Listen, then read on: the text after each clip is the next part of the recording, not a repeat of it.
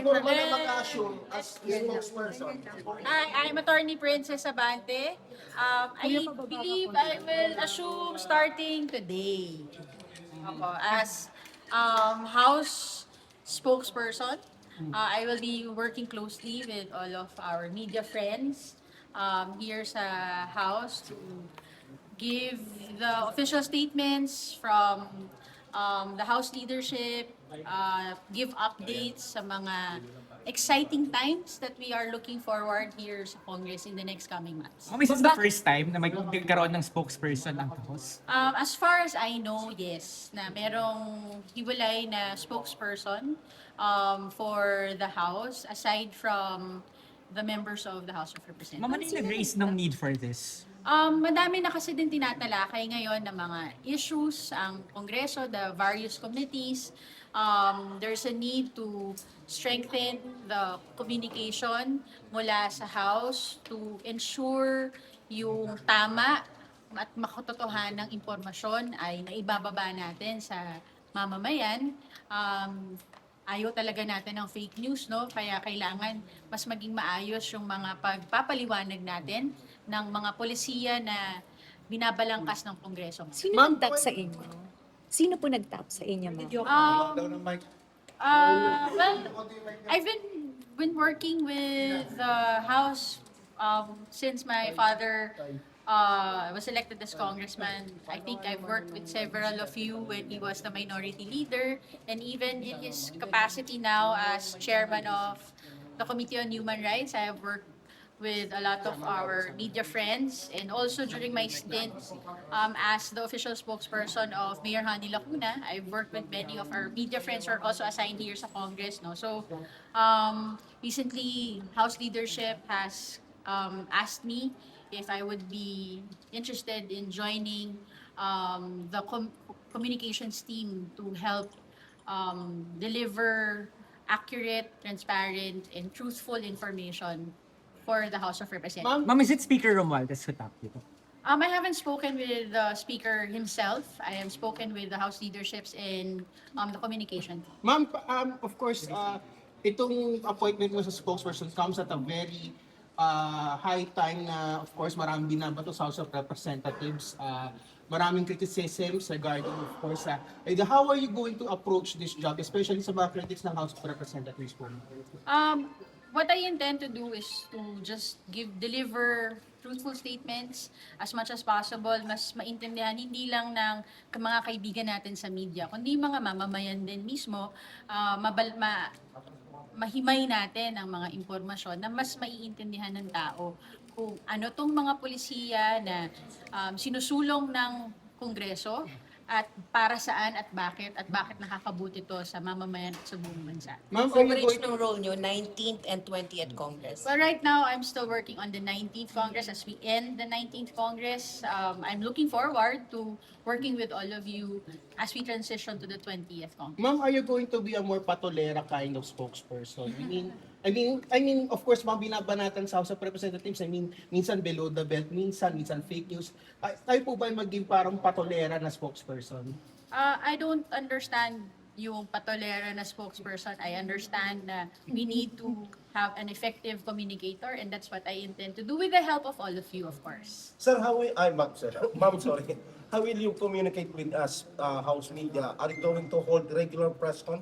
We're working po on how we will schedule, if there's a need to conduct regular briefings. But I think a lot of you has worked with me, both sa Congress with Congressman Abante and Mayor Hani. You know how accessible I am, no?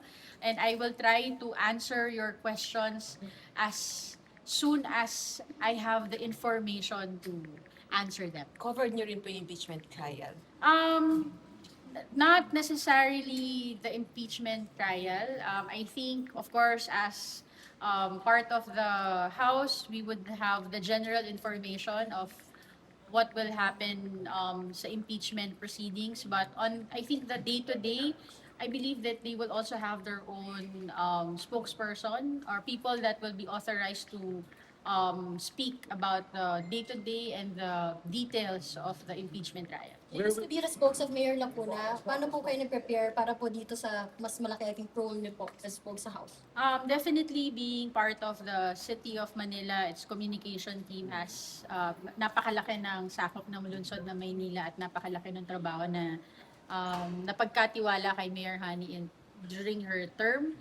Napakalaking bagay yon to prepare me, especially in meeting all of our media friends and understanding how we need to communicate, not just to the media but also to the public. Where will your office be attached to? Will it be under the Speaker's office or will it be an independent and under the institution itself? Right now, under the institution itself, no, we will still meet with the Secretary General to finalize all of the details of the official designation for my task. Ma'am, are you going to have a deputy spokesperson or additional staff po ba? O kayo lang po ba makisa magiging kaharap namin sa Wala media? pa po akong information on that sa ngayon. Siguro po sa ngayon, kailangan masanay muna kayo sa akin araw-araw. Ma'am, mayroon po, ibang matter na po. Nilabas po yung latest Pulse Asia survey. Mga registered voters saying 50% daw po ay against or tutol po doon sa filing ng impeachment complaint against VP Sara Duterte.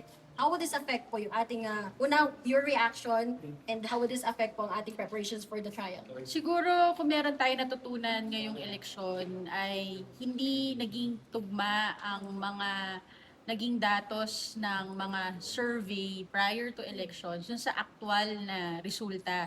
May mga nakita tayong consistent na nasa winning circle sa surveys all throughout the campaign period na hindi natin nakita nagtagumpay. Merong mga surprise victors na hindi rin na lumalabas sa mga surveys. So I would be very careful in reading too much right now on the surveys. We need to understand not just ano yung pakiramdam ng mamamayan ayon sa survey, pero mas kailangan bumaba tayo sa tao para mas maintindihan ano yung talagang totoong pangangailangan nila, hindi lang ayon sa mga samples ng data na nakukuha natin. Ma'am, may we know who signed your appointment? Is it Speaker office or Section office? I cannot answer that at the moment. Ma'am, of course, last na lang po from my end. Kasi ang nagiging negative connotation po sa House is laging ayuda.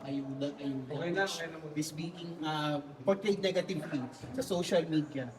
Kayo po ba, are you going to siguro explain pa po in layman's terms ang mga ayudang binibigay sa ating mga bayan? Kasi yun nga po yung nagiging negative. Marami pa naman po tayong ibang mga polisiya, programa na sinusulong ng Kongreso. Isa lang yan, yung mga ayuda na tinitignan ng Kongreso. Madami tayong mga programa at policies, legislations on job creation, on alleviating poverty. Napakarami pa nating mga kailangan tutukan, tignan, at hindi lang po, lahat po yan ang gusto natin na mapaliwanag sa mamamayan. So, we would try to communicate all of the programs as much as we can. And definitely, our friends in the media would help, no, so that we could make sure yung mga atensyon sa mga tamang polisiya at dapat na polisiya mapagtuunan ng pansin ay ang mapakita natin sa mamamayan. Thank you. Thank you, ma'am.